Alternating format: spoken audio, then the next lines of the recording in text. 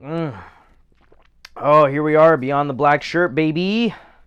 What's going on, everybody? Welcome to the gun room, to the studio.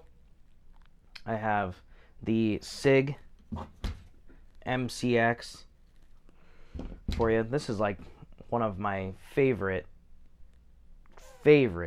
short-barreled 5.56s ever. And I looked for this gun for a long time and did a lot of research before I bought it. So I'm that's not why I'm super happy with it. I'm super happy with it because everything that I researched came true. It's like, oh, I have a dream. And then it comes true and you're like, oh yeah, fuck yeah, this is exactly what I was looking for.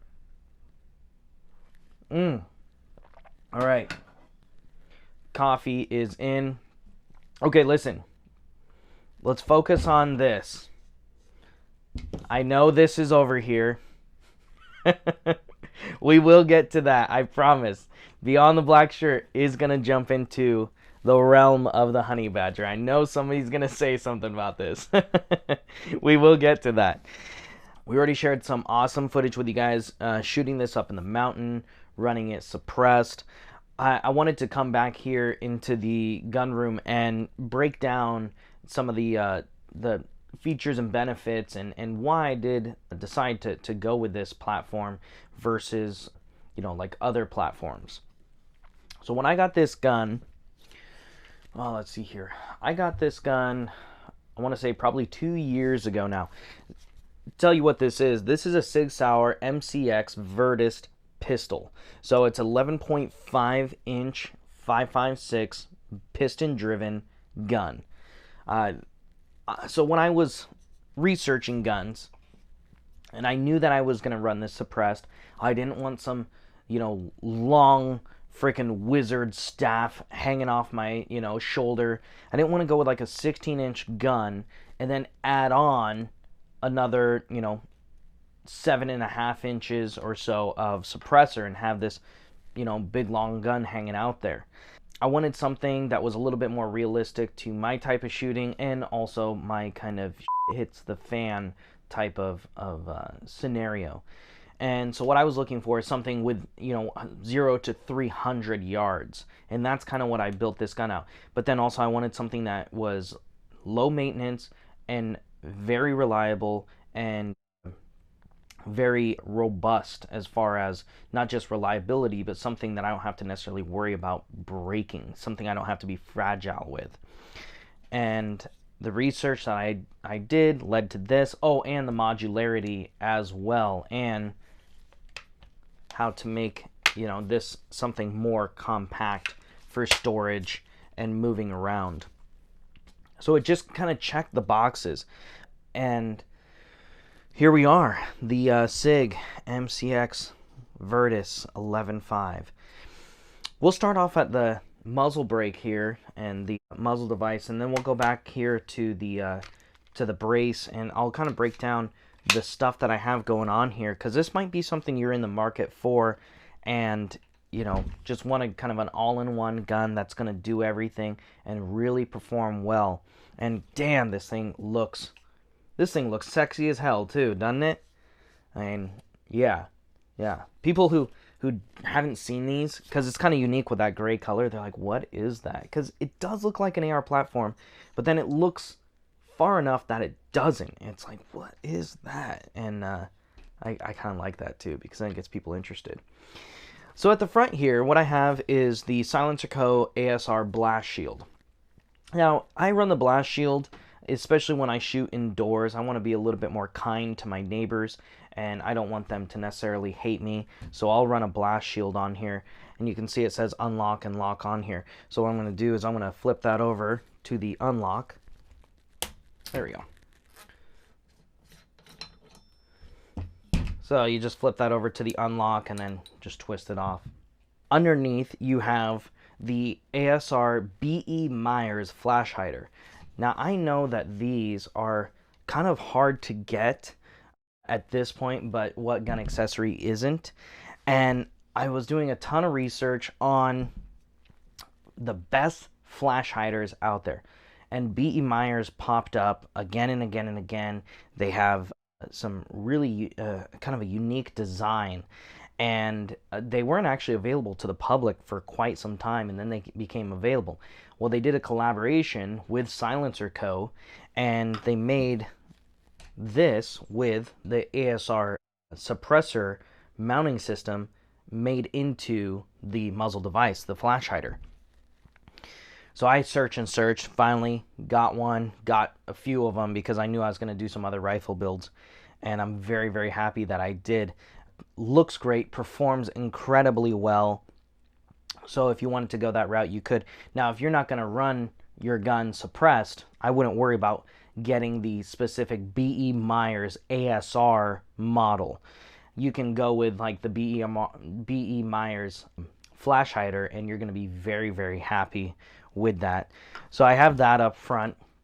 Let's talk about the sight here real quick. This is different from what I had over on the mountain. So I added this on there. This is a Magpul Pro flip-up sight, metal sight. I just put that on there a few nights ago, and I have yet to kind of get that dialed in, but I wanted to mount it and show you guys that if you decide you want to go that route. Looks really good. The Magpul flip-up Pro sights are probably my favorite flip-up sights, period. I like that you don't need to have a tool to adjust them. They are built well. They are very low. So if you're running a optic that is also very low, you don't have to worry about that getting in the way. They just fit, function very, very nicely. So I'm pretty darn happy with those. They are going to be more expensive, obviously, than the plastic emboss sights like these. And, you know, you can tell that they're like probably 1/3 the size of that thing. That thing looks enormous comparative. And it's, of course, metal versus polymer. I want to say that you can get a set of these around 150 bucks versus you would get a set of those for around 90. So it's 160 bucks. It's not like you're swapping these sights out all the time. And to me, like I said earlier, this would be like my kind of shit hits the fan gun. So I'd need something that's robust. And I'm definitely not going to, you know, go against what I'm looking to do with my build. So that's awesome. This is the factory rail. Now what's neat about this gun is you can get a longer rail. You can get a different barrel. It has this cool modularity to it where you can swap this out for 300 blackout. You can swap this barrel out and make it longer. So if you wanted to run, they make suppressor suppressor. What am I trying to say here? They make rails that are compatible for having a suppressor inside of it. That's what I'm trying to say. So there's a lot of modularity just from the factory that you can, you know, really dial this in to be your cool kind of dream gun in a certain way. I didn't want to go with the long, you know, hide the suppressor inside of the handguard because I run the Silencer Co. Omega 300. The Silencer Co. Omega 300 has an ASR mount and also a direct thread mount as well that you can use, but I run that Silencer Co. Omega 300 on my other guns, and I'll probably do a review and talk about that on Beyond the Black Shirt on its own, because here I have it on the 300 Blackout Badger.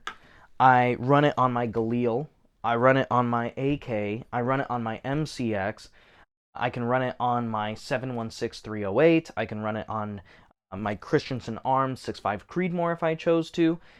I can run that can on almost everything that I have, and it's freaking awesome. So that was one of my very first cans that I had bought, and I'll probably just do a whole separate thing on that itself and show you guys a bunch of footage of shooting that can, suppressed, unsuppressed, so on and so forth. But I really like running that can on this. It's of course it's going to reduce the recoil, being that this is a piston driven gun.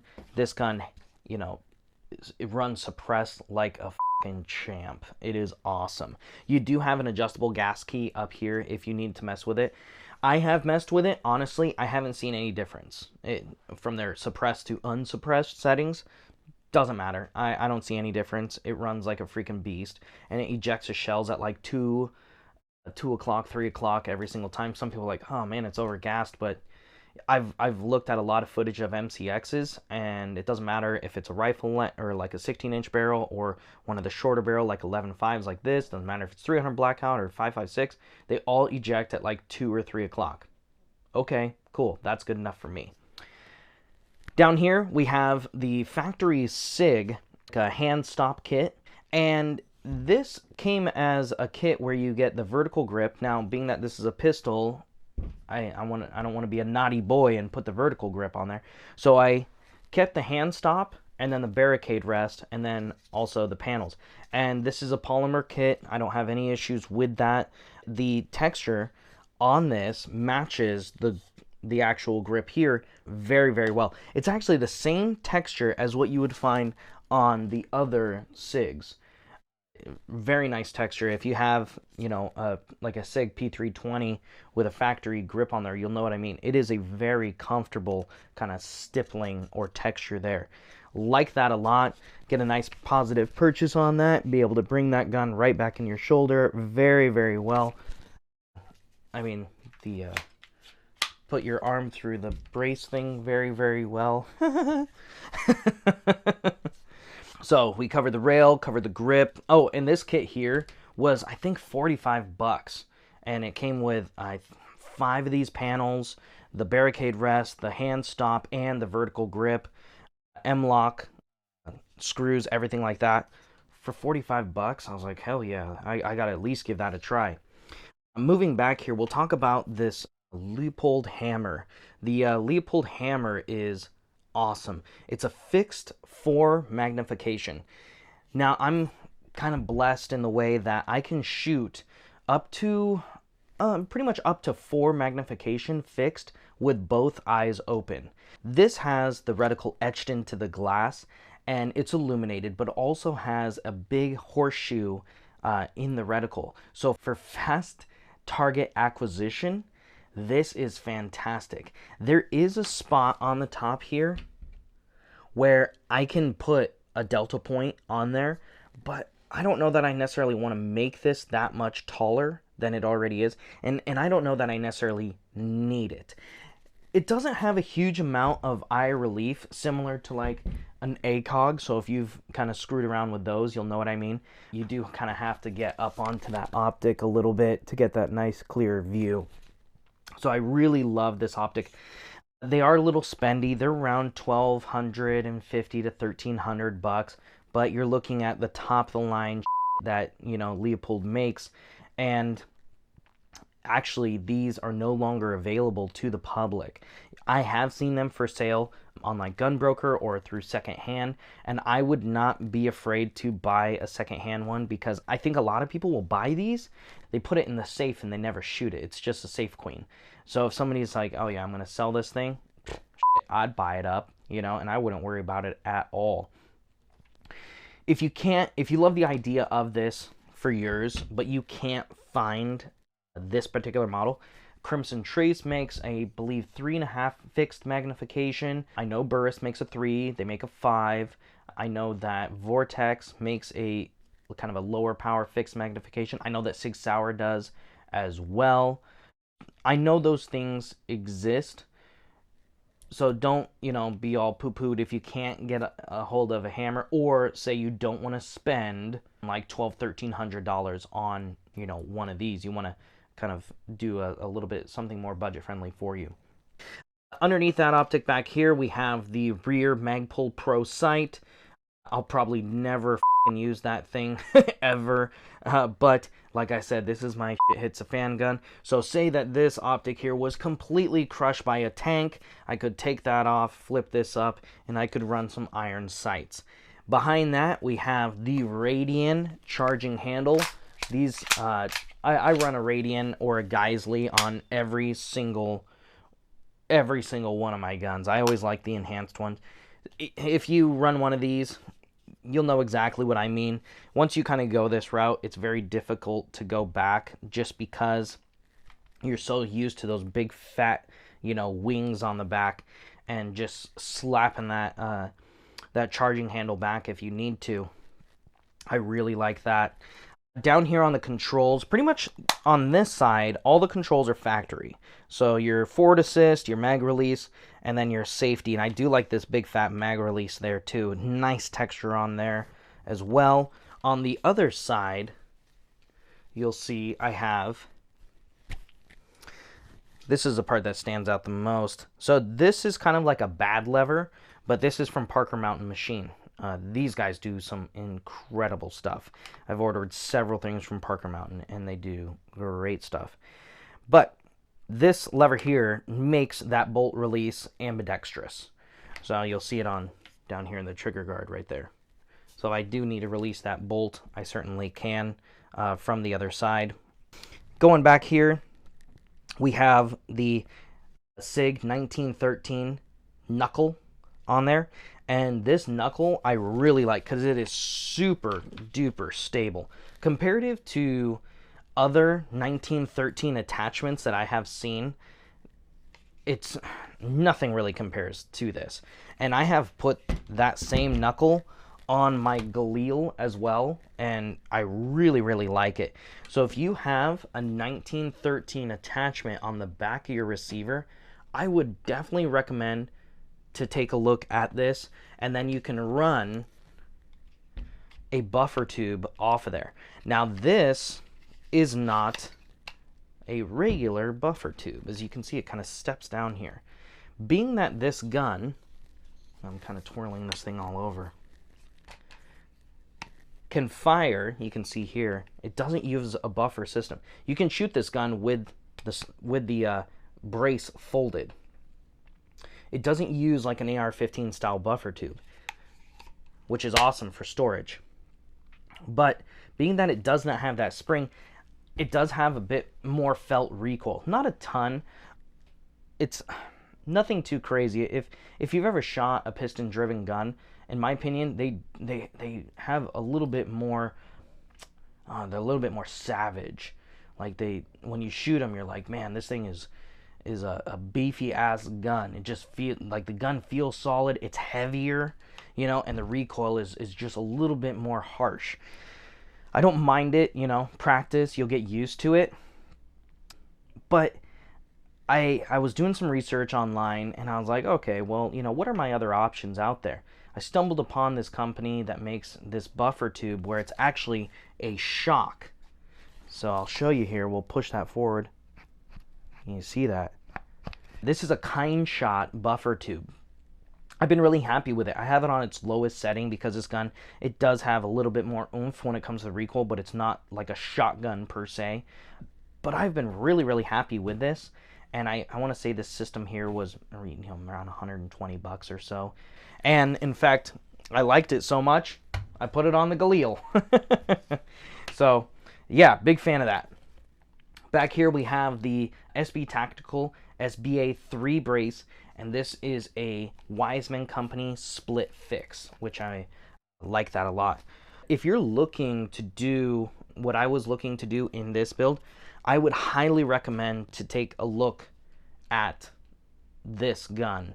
I think that it is something that you would be very pleased with. And then of course you have the modularity, so if you do want to start shooting 300 blackout, you can swap out the barrel. That's all you'd have to swap out is the barrel, and now you're shooting 300 blackout. So if you want to go super quiet, you can. But anyways, thank you guys so much for being part of the Concealed Carry channel family, and you know, going beyond the black shirt with me today. I'm super excited about all the other stuff, you know, we got to show you. We've shown you the AK, now the MCX. We're going to, of course, go into the Badger. We're going to go into the Galil.